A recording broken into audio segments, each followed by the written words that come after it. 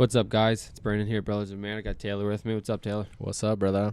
How you doing, man? Good, man. How you doing? I'm good. Doing well. We got Adam Kutlik tonight. He's one of our friends from church, and we're talking about self-doubt. But before we get into that, just hit him with a little routine housekeeping. Yeah, absolutely. It's an awesome interview. Super pumped about it. So some routine housekeeping. As always, it starts with thank you. You guys have been awesome. You've been sharing this. You've been telling your friends about it in person and through social media, and we can't thank you guys enough. Keep doing it. We love it. And also with this housekeeping, we have our biggest giveaway of all time and that we probably will ever have going live on our Instagram right now. So that Instagram is brothers_of_merit. We have 2 signed drumsticks from Matt Greiner from the Brand August Fred. Ooh. So, if you love if you love Matt Greiner, if you love August Burns Red, if you love anything like Brandon does, Brandon is got these, and you would get them from my cold dead hands. You have to go to our Instagram and see the video when he got the sticks. It's hilarious. But yeah, it's awesome. You can go check that out there. That's where we do all our giveaways as well. So you can always find us there on Instagram. Absolutely. So, like I said, tonight we have Adam Kutlik. He's one of our friends here from church, and we talked about self-doubt. I think that's, a pretty paramount thing to talk about in today's age and today's world. With the surroundings of social media and just the things that you're bombarded with that you're going against, I feel like self-doubt can truly weigh hard on your soul. Yep. And that not only weighs hard on your soul, but it then starts to weigh hard on your relationship with God. You know what I mean? Then you start to question yourself, you start to question your relationship, you start to question God himself, you know what I mean? So I think this was a real good one. Yeah, absolutely. And I think as a man, this is one of those ones when we talk about things that guys don't want to be vulnerable or open up about. This is one of those ones that's just deep down what we're all dealing with. Yeah, true. Every single one of us that is a guy listening to this, we've all dealt with this in some capacity. So hopefully you're gonna get something out of it. I know we did. We left fired up. You'll hear that at the end. Heck yeah. But yeah. All right, so let's take him in. We'll see you on the other side. All right. All right, I got Adam Kutlik in the house tonight. Adam, how you doing, man? Good. How are you, Brandon? I'm good. Taylor? What's up? Not much, man. Adam is part of our group that Taylor and I are involved with. We got together. We just wanted to further our walk with God and do it together. So Adam's been with us since the beginning. He has been in the small group with our wives, and we all started off together, and then we finally branched off into the group of men that we have now. So, Adam, thanks for coming on. Thank you. I'm excited to be here.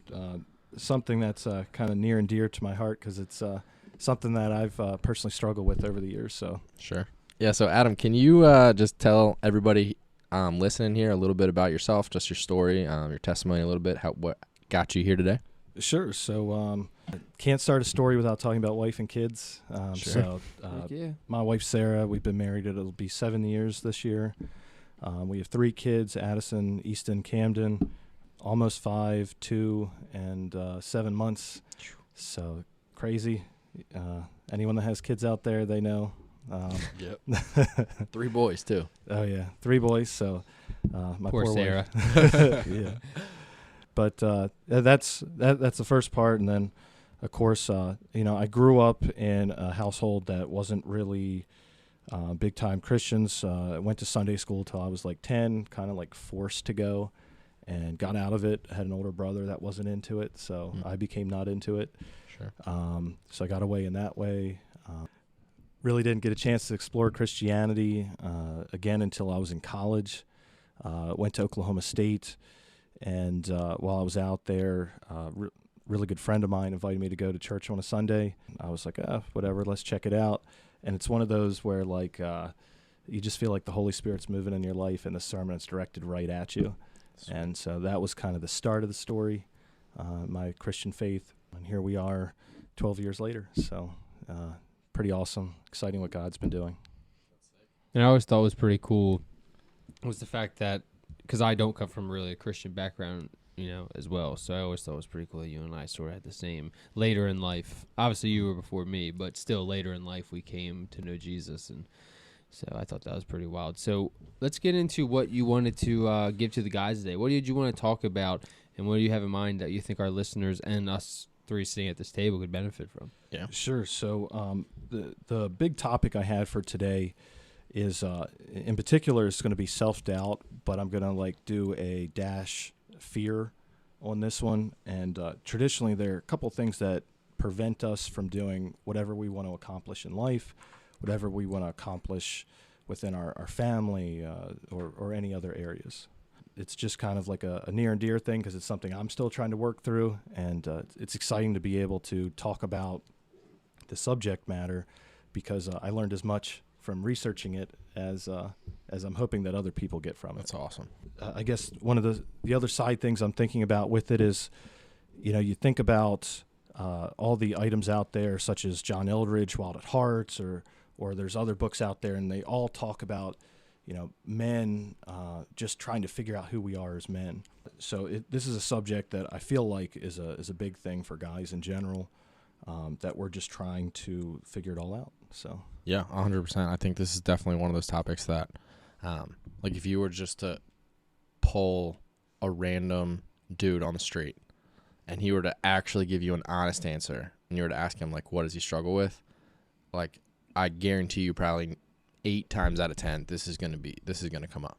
Like, this is definitely something that I know I personally have dealt with. I know, like, tons of people, like I said, if you're honestly vulnerable with yourself, like, this is something that, like, just as a man, like, you deep down in your core, like, you want, it's almost like validation that you, like, you know what I mean? Like, you struggle with trying to find. Absolutely. I mean, self-doubt. I mean, you're constantly going to question yourself as a 100%. man, especially in today's society. 100%. I mean, it's nonstop around you with social media, with comparing to the Joneses. Like, it's in your face 24/7. So as a male and, trying to maintain that masculine, front, you're constantly self-doubt. You're constantly worried about fear of what you're fearing inside. It's everywhere. Yeah. Sure. And some people come from broken homes. Yeah. I know that I grew up in one that my parents divorced when I was around 5. Man. And so, like, as a guy, we look for that father figure in order to figure out what it means to be a man, to really, like, be confident in yourself. And sometimes in this society, it just isn't there. Right. And so that's kind of, one of the things I'd say growing up with that. Anyone else in that situation, I hope this really resonates with them, or even if you had a father that was around but you doubt yourself. Yeah, 100%. And actually, just real quick before you get into that, because I feel like actually there was an episode a couple weeks ago.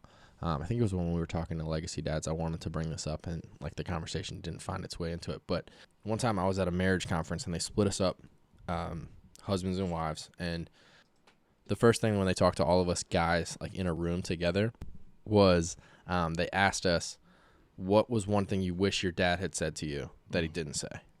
And you were, looking to and they said, like, ask the guy to your right or to your left, like what it is. And then they come back and they're like, how many of you was that, you wish you would have said, I love you?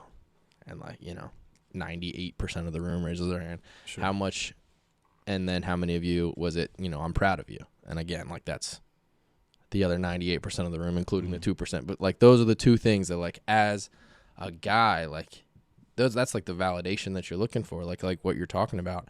And so just a quick side note on that, like what opened my eyes to that is, like, as a father, I don't have boys, but as a father, like, we have a chance to change that, right? Like, so that our kids, when they're sitting in a conference room 20 years from now, they don't say, I wish my dad said that, because we did say that to our kids. We did validate our, you know what I mean? Sure, like, absolutely.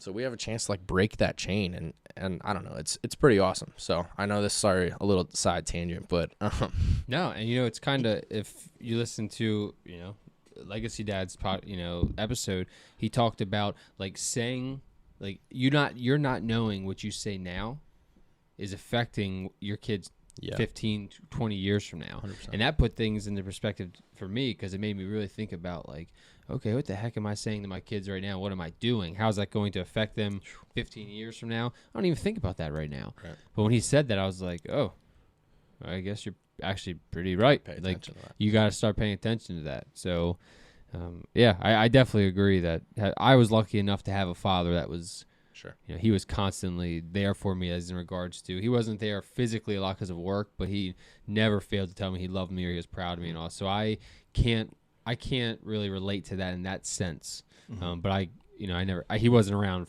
physically a lot, so I lacked it there. That's awesome. But- So I think we've kind of beaten around the bush long enough, because I'm pumped about what Adam, like, you brought with this. So I'm going to let you dive into that, because I know you wanted to tell the story of like Moses and Exodus and how you've seen, or how God's taught you about this issue of self-doubt through this story. So I'm just going to kind of hand that over to you and let you take it from there. Sure. Thanks, Taylor. One of the I guess to give some background into the story, in Exodus 1 and 2, we're introduced to Moses first in a basket and taken care of by Pharaoh's daughter, and then as he gets older, being raised in that privilege, he ends up seeing an Egyptian basically beating a Israeli, and he decides to take it into his own hands and kill the guy. And so then he hides the body in the sand.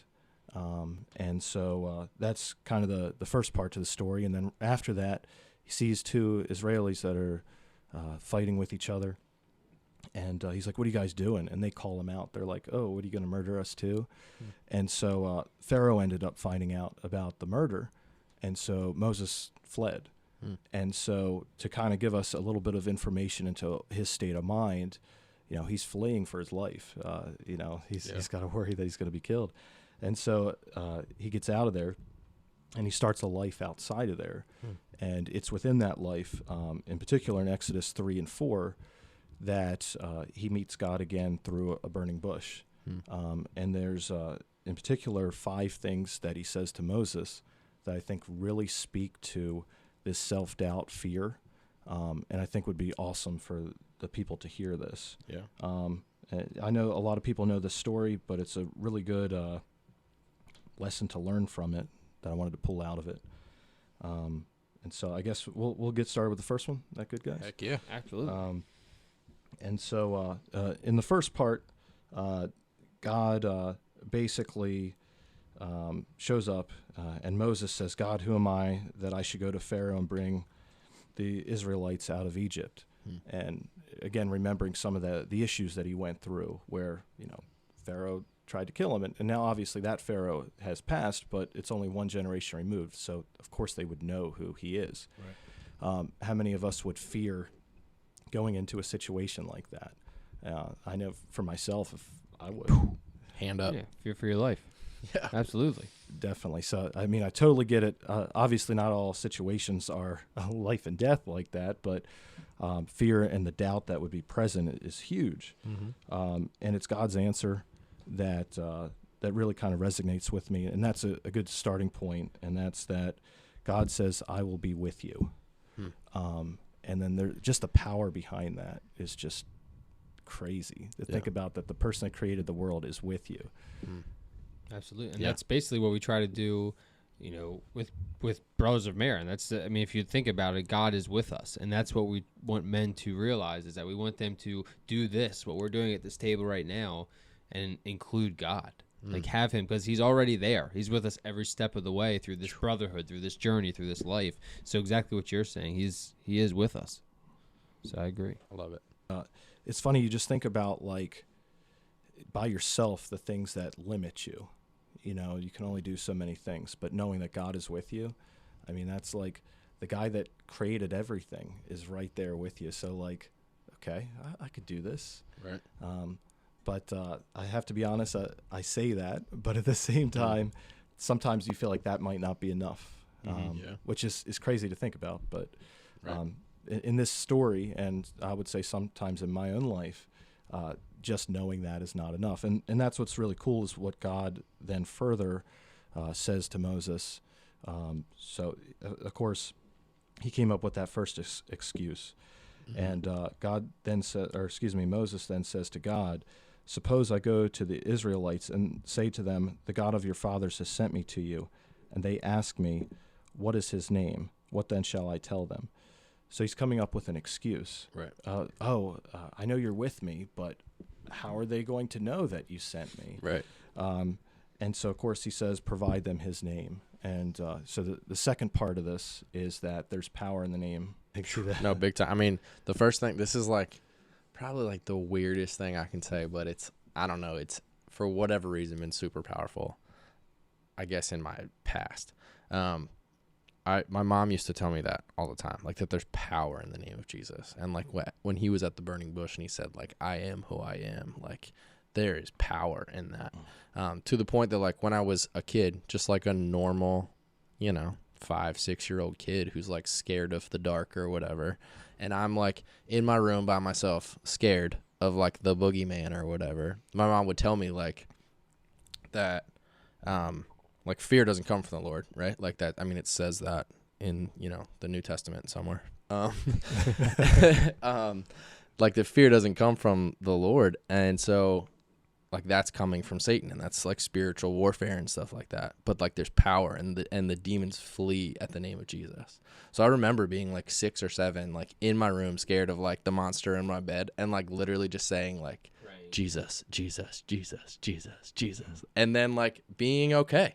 Like it sounds like weird, because it's like the most like childish, like childlike faith thing, but they're like that's really what, if you break it down nuts to nuts and bolts, like that's what's happening. Like fear is coming from like Satan, who was trying to like wage war on you in that moment, and like they flee at the name of Jesus. And it's like, I don't know. Like I said, it's weird that the example comes from when I was 6 and scared of like the monster under my bed, but like I don't like. I think it paints the picture fine though. I don't think age is anything. Like I think you just painted exactly what you were saying. I mean, it's true. Yeah, absolutely.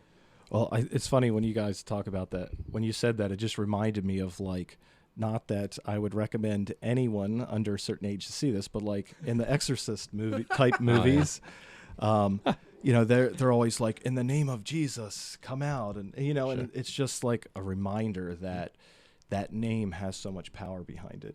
I know that obviously they're just for entertainment purposes, but Boogeyman, Exorcist, like I'm scared on this side of the table. I don't know what the heck you guys are talking about.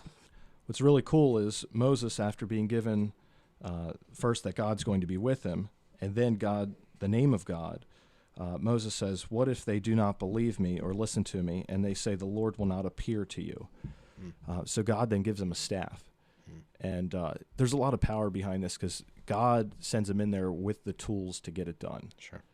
So it's like, for instance, if you're doing CPR training, you go through the training itself, and you're given the tools to know how to do what you're doing. Whereas if you didn't go through the training and you had to provide CPR, you'd be like, oh, what do I do? Right. But I mean, obviously the staff had power behind it, and then God also gave him the ability to make his arm have leprosy. And so it's just really cool that he provided these items so that, hey, Moses, I know you have doubt, but now you can actually show them something. So it's not just saying that my name. You can actually believe it by showing. And I think that this one's like the most, like this excuse, I think, is the most like relatable, because it's like, basically it's like, well, what if they don't believe, like what if they make fun of me for like doing this? Like what if, you know what I mean? Like what if I'm then ridiculed for trying to say this thing that they think is stupid? You know what I mean? Like what if I'm not just like accepted because of what's going on? And it's like, I mean, that's like every day. Like I don't want to, like God's like nudging me to like, hey, like, you're having a conversation at work, like bring up my name, invite this person to church. Like, well, what if they don't believe me that you really, you know what I mean? Like that's like super relatable. Oh yeah. Like, your name is good and all, God, but they tried to kill me. Right. So 100%. Just saying, hey, I'm coming in the name of God, when you're trying to kill me may not be enough to give him the confidence to step up there. That's a good word. Now I'm the same way. I sometimes wish I could talk more to people, about God. I don't have that, Luke Rogers said that street corner evangelist in me. Like, I just don't have that in me, and I wish I had more of it. Maybe it's something I should, pray for more and see if God can give me a little bit more power in that, arena. It's something I've always lacked, since I started my walk. So I think we all could probably get a little better at that, because you never know. Yeah. You know what I mean? Like, I'm not saying, like Luke said, the guy goes around Walmart and just prays for people. I mean, that was insane. But I don't think I'm that too far street corner evangelist. But I feel like I could definitely, sort of learn how to question people or see how they're going just by, I don't know. 100%. But I mean, like, And this is another tangent. So like, let me run here real quick. It's not the boogeyman of The Exorcist, is it? No. All right, cool. This was not about like the Loch Ness monster or anything. I'm not taking it down that.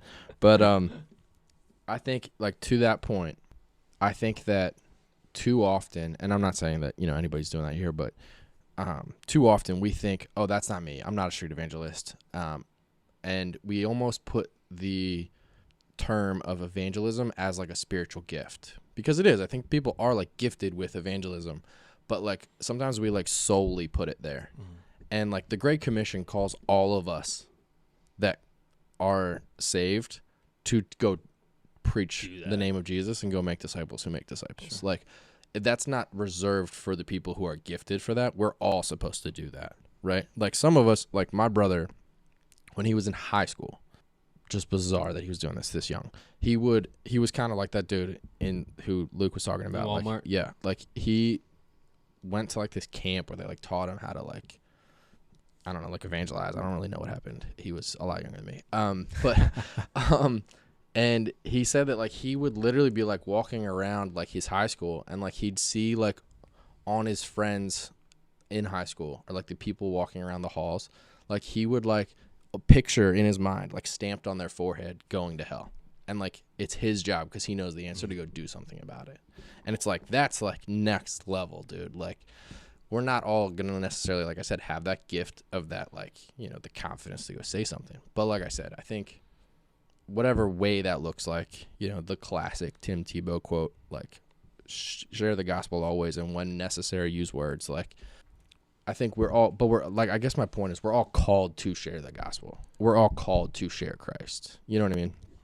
Again, tangent over. Well, actually, the tangent itself actually leads into the next point. So you're welcome. It wasn't, yeah. And so the next point in here, in 4 verse 10, Moses says to the Lord, "Pardon your servant, Lord. I have never been good with speech in the past, nor since have spoken to your servant. I am slow at speech and tongue." And what's so cool about that is, while you said that some people have it and are good with words, in this case, Moses is not, but God still uses him. And so that's something anyone that would be listening right now to just know, it's not always about what you say. Sometimes just your presence can really mean a lot to people. And I mean, in this case, Moses tries to use it as an excuse to not do what he's been called to do. Yeah. And God specifically says, "I will help you speak." And I mean, I think that's huge as far as, to kind of get over that. And anyone out there that wants to, whether it's minister to people or you want to chase after one of your dreams and you have something, whether it's a speech issue or you have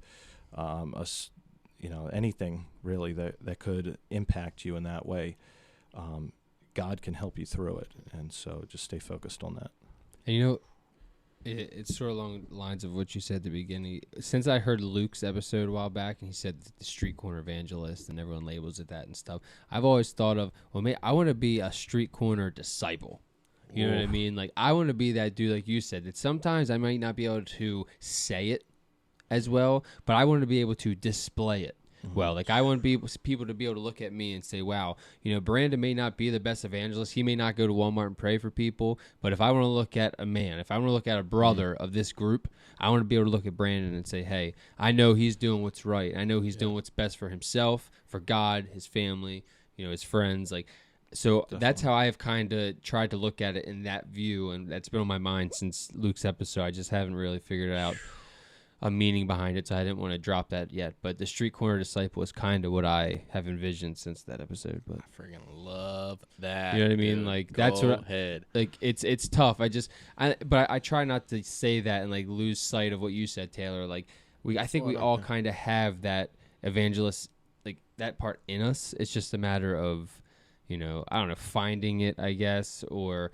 how can I, like, what part of me is that, and how can I get that out to other people? How can I get Jesus out to other people that may not be super, outreaching? I may not be outgoing. Just walk up to you and say, hey, do you know God? Do you have a relationship with him? But how can I find my way in? How can I get him into this conversation in my style without being that way? And, so. Yeah, 100%. I mean, But Amber and I are actually going through like a Bible study together. It's Francis Chan's something. Francis and Lisa Chan something. I don't know. I know that Letters guy. to Church, or is that the No. It's like their marriage one. I don't know what it's called. Yeah, I've heard of him once or twice. Yeah, and it's freaking awesome. And in it, like, it's talking about how like our marriage should image God, and like it's exactly like, and it's funny because I literally just came from like watching it and doing it with her, and then I came to you, and then you're saying that, like, I freaking love that, dude. Like, Street Corner Disciples, like, that's so dope. I'm going to copyright that right now.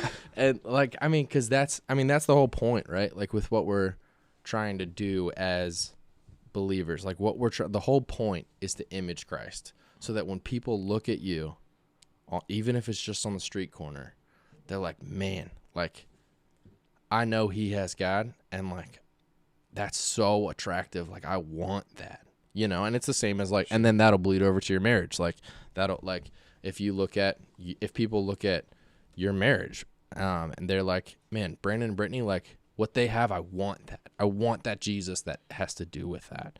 Again, that's another tangent. Sorry, dude. This is No, you guys are making lots of good points. off topic. I'm all but about it. Was great. Last point. This one's awesome. So go ahead. Yeah. So, I mean, the whole thing so far, of course, we've looked at these 4 bullet points of Moses coming up with excuse after excuse.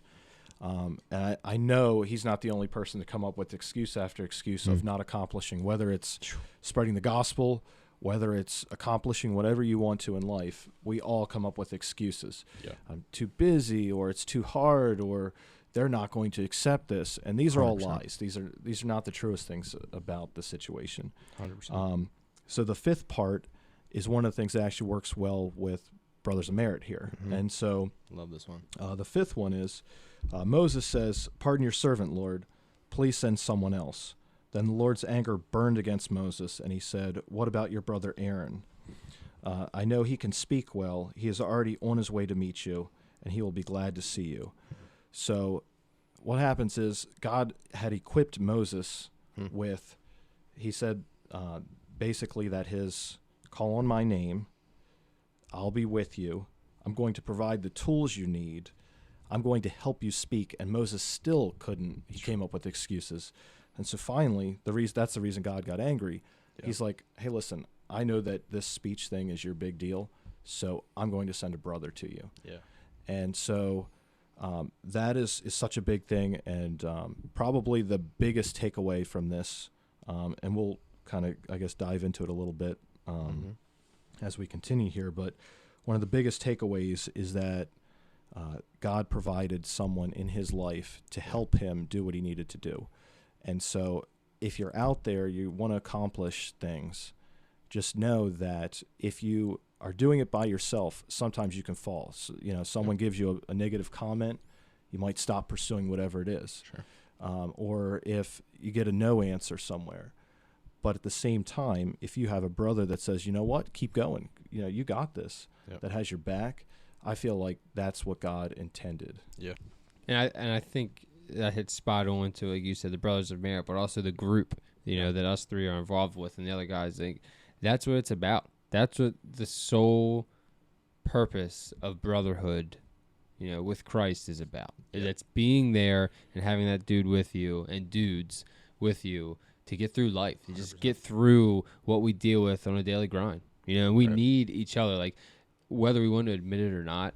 And we don't say that because we know we need each other. That's why we're in this group together. We know we need each one of us. But for those out there that don't know that yet, that are still battling that and, not accepting the fact, you got to realize you need another brother or brothers. You need that man in your life to be there to say, hey, this is not right, or hey, that is right, good job, or hey, come on, you got to stiffen that lip up, man. Like, this isn't the time to be pouting. This is the time to be pushing through for your family, or, woe is me, all that bull crap. Like, you need that. And I think this is, like you said, Adam, this is a super good point on this whole thing. He gave someone a brother. Like, that's the icing on the cake. Like, that is the sole foundation of what we mean here. Yeah, 100%. And I mean, like, and again, this is going to sound like a broken record, but like, spoiler alert, like, this is what we're about. So it's going to, if you keep listening, this is what we're going to keep saying. If you don't have it, find it. Absolutely.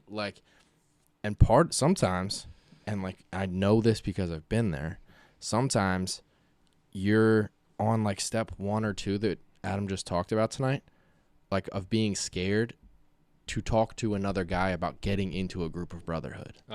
Because you're too scared of like, oh, but like, what if he doesn't believe that God sent me? Like, what, or like, what if he thinks I'm an idiot? And what if he, thinks down on me because I am seeking another man? Right. Like, what if he, like, it's almost like, it's ridiculous. But like I said, I can only say that because I've been there. But it's like, it's almost like we're like, but like, I like my friendship too much. I don't want to ruin my friendship. You know what I mean? It's like, it's like you've been friend zoned by another dude and you're trying to like ask him to like take it to a deeper level.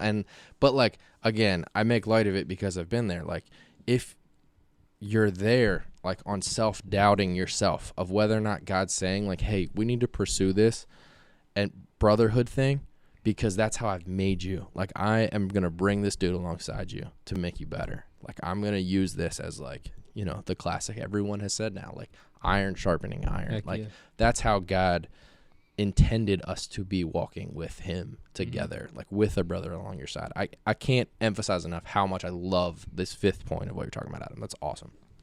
Well, and then like just to kind of talk about, there's something out there where they'll say like guys are an island, like they're by themselves and they don't need other guys' support, which, I mean, people can function like that. That's Sure. totally fine. You can do it without other guys. But when you need to talk about issues with your marriage and how you can best serve your wife, or you want to talk about how you can improve your relationship with your kids, or you're just personally struggling with something, Right. if you're an island, you have none of that. 100%. And, I guess you can make it, but you're losing an opportunity for fulfillment of life. 100%. Absolutely. And so that's kind of, in a nutshell, most of what was talked about here by Moses. I mean, it's just really important stuff. I'm really excited. The question that they brought up, or that Taylor brought up when he went on his tangent, was The tangents. the tangents. The boogeymans. The exorcist. Well, but this is a good one. So Yeah. actually, all of his have kind of led into my next thing. So You're welcome. thanks, It's almost Taylor. like I had the script. Yeah, like down. it's I almost had like you knew what we were talking about. I can't take any credit. But the question, of course, is, where do you go from here? How do you find these guys in your life? Yeah. And that's a tough question. And Brandon, Taylor, any thoughts from you guys? Yeah, I mean, I can obviously speak on that because I put the most of this together, so not in an arrogant way, but I think that's a good part for me to step in and say something. I think when you're trying to find these men, you have to identify what you want to look like. Yeah. Like when I initially went to that men's retreat weekend, I went there, I was surrounded by 40 different godly men, and I saw basically a big mirrored image of who I think I want to be, who I want God to make me look like. So when I brought that back after that weekend, and I really sat down for that next week and prayed on it and talked to my wife and just, said, hey, I want that, what we just did for that weekend, but every day. I want those relationships. I want that accountability, but I want it to be surrounded with the guys that obviously we knew each other from our groups in the past past couple of years and all.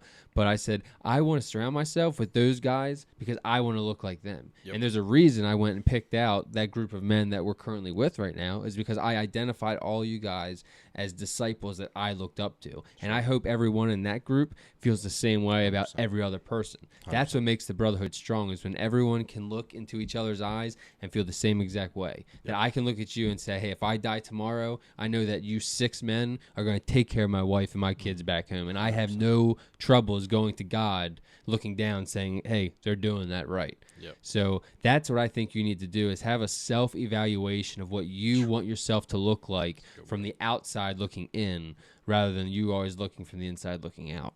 Yeah, absolutely. I mean, and the awesome part about like this and like what's going on here, like we've heard a lot of advice that like is going to be the answers that we give to that question. I'm thinking back to Matt Griner's episode, and if you haven't listened to any of these episodes, obviously they're awesome. You can go back and you can still find them. They're on Definitely. iTunes. But like on Matt Greiner's episode, he said, like, you could be closer than you think. Like, sometimes it's just guys that are right next to you that you don't necessarily, like, you haven't necessarily been thinking about that yet. But now that you have this, like, lens on, you're starting to get that.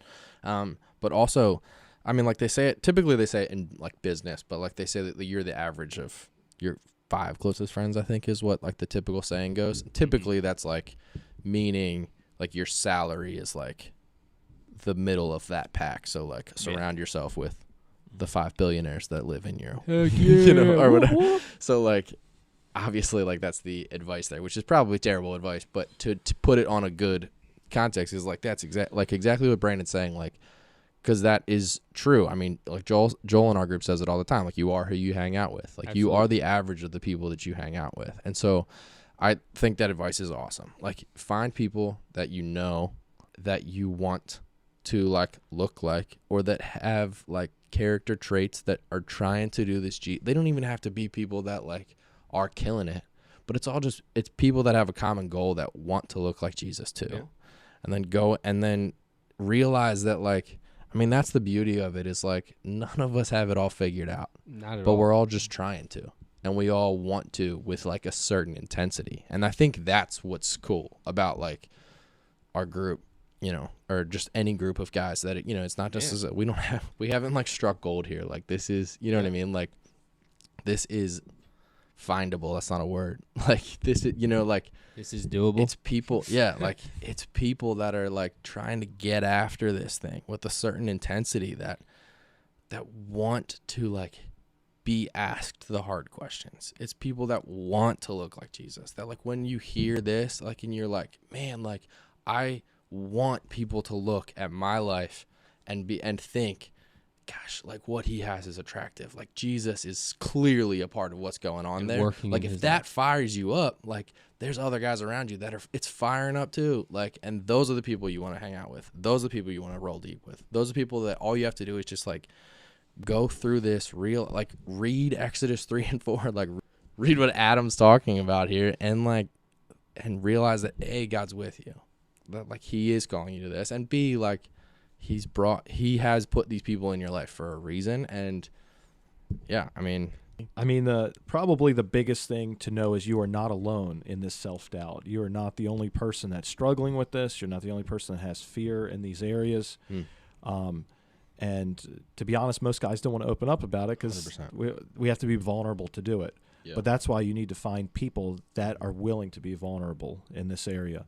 And I think it'll make a huge difference in your life and those around you, in your marriage if you're married, with your kids.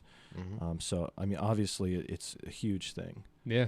I hope this information really helps people get over whatever fears and doubts that they have.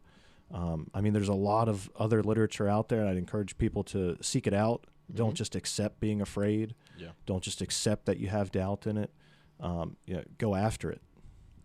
Definitely. And I think, you know, to wrap this all up, but some validity and to what you were saying in there, Taylor, is, like, sometimes the men that you need to seek out, they're so close to you and you don't even realize it. You know what I mean? Like, the men that I seeked out for this group were in that small group with us the entire time. And I never thought until that men's retreat weekend to seek all of us out together as a men's group, as not, you know, just a brotherhood until then. So they were the ones that were closest with me that I saw every single week, but I just never, you know, pulled the trigger until then. So typically we end on asking for advice, you know, on brotherhood and all, but I think we have hit all of those nails on the head. And then some with the boogeyman, the exorcist, and all that kind of stuff. I keep harping on that, but I think it's funny. So, Adam. So last thing, I want you to close us out with your Arnold Schwarzenegger impression. Whatever you want to say, just I heard it's pretty good. I've heard it through the grapevine. Maybe I've heard it a couple times or not. I don't know. But Arnold, just take us away. Thank you for tuning in to the podcast. I'm so happy you are here. I just wish you come back again. Thank you. All right, so there you have it, guys. There's our interview with Adam Kutlik. Yeah, you guys learned a little bit about me and my childhood. Yeah, the spinning head pea soup exorcist and all. Yeah, no, but seriously, I know we left fired up from that. So I hope that's where you guys are right now too.